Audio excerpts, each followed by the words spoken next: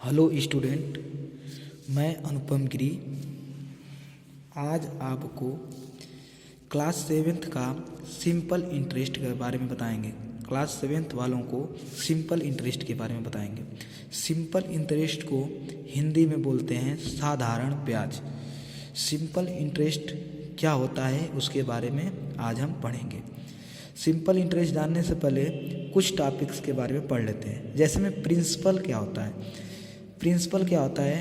The money borrowed or lent out of a certain period is called the principal।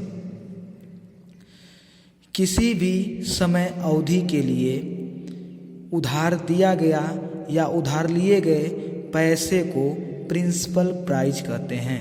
Principal prize को हिंदी में मूलधन कहते हैं।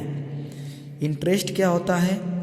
The additional money paid by the borrower for having used the lender's money is called interest।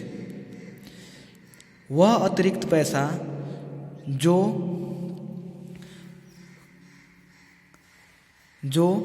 उधार लेने वाला व्यक्ति जो पैसा उधार लिया रहता है उस पर देता है, उसी को इंटरेस्ट कहते हैं। यानी कि उधार लिए गए पैसे पर जो अतिरिक्त पैसा दिया जाता है उसे ही इंटरेस्ट कहते हैं। यानी कि the additional money paid by the borrower for having use the lenders money is called interest.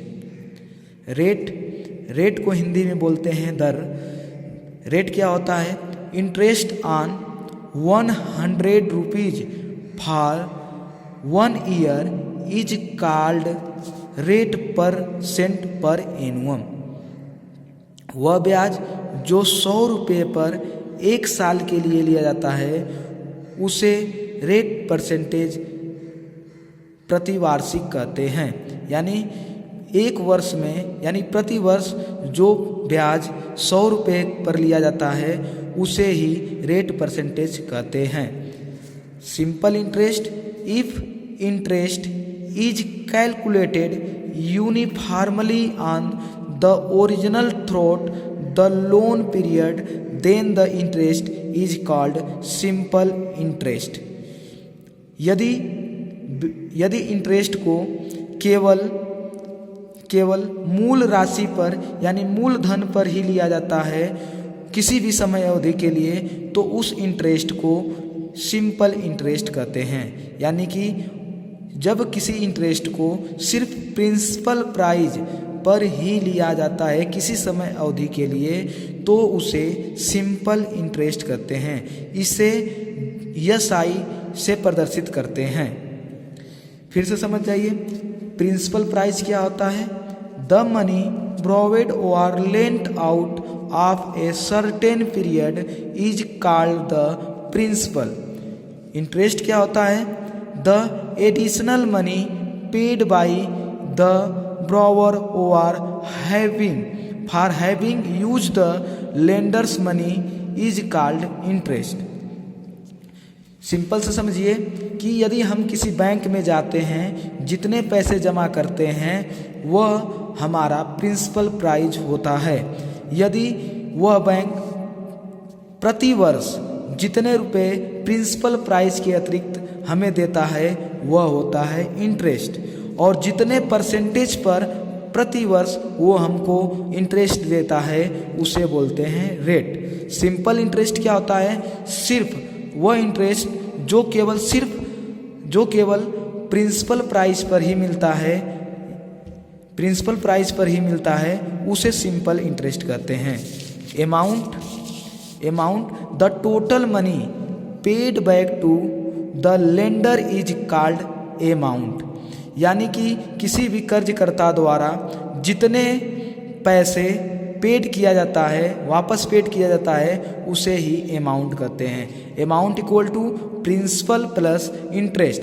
यानी कि प्रिंसिपल प्राइज में जितनी इंटरेस्ट मनी होती है उसको ऐड कर देने पर अमाउंट कहते हैं उसे। Amount the total money paid back to the lender is called amount. अब कुछ फार्मूले होते हैं जैसे कि सिंपल इंटरेस्ट। यदि आप प्रिंसिपल प्राइस को P से डिनोट करें, रेट को R से डिनोट करें और टाइम को T से डिनोट करें और सिंपल इंटरेस्ट को SI से डिनोट करें तो फार्मूला होता है SI equal to P into R into T upon 100। यानी कि हमें P पता है, R पता है और T पता है तो सिंपल इंटरेस्ट निकाल सकते हैं। अगर हमें सिंपल इंटरेस्ट पता है, रेट पता है और टाइम पता है तो हमारा formula principal price P equal to होता है 100 into simple interest upon rate into time, यानी P equal to 100 into SI upon R into T। यदि हमें सिंपल इंटरेस्ट, प्रिंसिपल प्राइस और टाइम पता है तो रेट कैसे निकालेंगे? रेट की फार्मूला होता है, रेट R इक्वल टू होता है 100 into simple interest upon principal price into time. Time equal to, time कैसे निकालते हैं? जब हमें सिंपल इंटरेस्ट और प्रिंसिपल प्राइस और रेट पता होता है तो टाइम इक्वल टू होता है 100 into simple interest upon principal price into rate. फिर से फार्मूला आपको लर्न करना बहुत ही इम्पोर्टेंट है। जैसे में एग्जाम्पल आप देखिए, कोई भी फार्मूला मैं इस पर एग्जाम्पल भी बता दूंगा। सिंपल इंटरेस्ट का फार्मूला क्या होता है? Principal price rate into time upon 100। Simple interest equal to principal price into rate into time upon 100। Principal price equal to क्या होता है? 100 into simple interest upon rate into time. Rate equal to क्या होता है? 100 into simple interest upon principal price into time. Time equal to क्या होता है? 100 into simple interest upon principal price into rate. अब इस पर हम कुछ एग्जाम्पल देखते हैं। जैसे मैं आपको प्रिंसिपल प्राइस दे दिया है 8250 रुपीज़। रेट कितना दिया है? 8% पर एनुअम। टाइम कितना दिया है? 3 होल 1/2 ईयर्स, यानी कि 7/2 years. Find the simple interest and amount. इसे कैसे सॉल्व करेंगे? हमें फार्मूला पता है, सिंपल इंटरेस्ट इक्वल टू होता है principal price into rate into time upon 100। Formula हमें पता है, simple interest into equal to होता है principal price into rate into time upon 100। Simple interest equal to हो जाएगा, हमारा प्रिंसिपल प्राइस दिया है 8250 रुपीज़ और रेट कितना दिया है? 8% और टाइम कितना दिया है? 7/2 और बाई में हो जाएगा 100। यहाँ पर 2 से 8 को डिवाइड कराएंगे 4 बार में कट जाएगा और यहाँ पर 0 से 0 कैंसिल हो जाएगा। 5 से 2 1 जा 2, 2 5 जा 10 हो जाएगा। 5 से 1 बार 5 1 जा 5 और यहाँ पर 165 बार में 825 डिवाइड हो जाएगा। अब simple interest equal to 165 into 2 into 7, इसको मल्टीप्लाई कराएंगे तो 2310 रुपीज़ होगा। अब हमको अमाउंट भी निकालना था तो हमको पता है अमाउंट की formula principal price plus interest. तो प्रिंसिपल प्राइस कितना है? 2050 रुपीज़ और प्लस इंटरेस्ट कितना है? 2310 रुपीज़। टोटल अमाउंट कितना हुआ? 10,560 रुपीज़।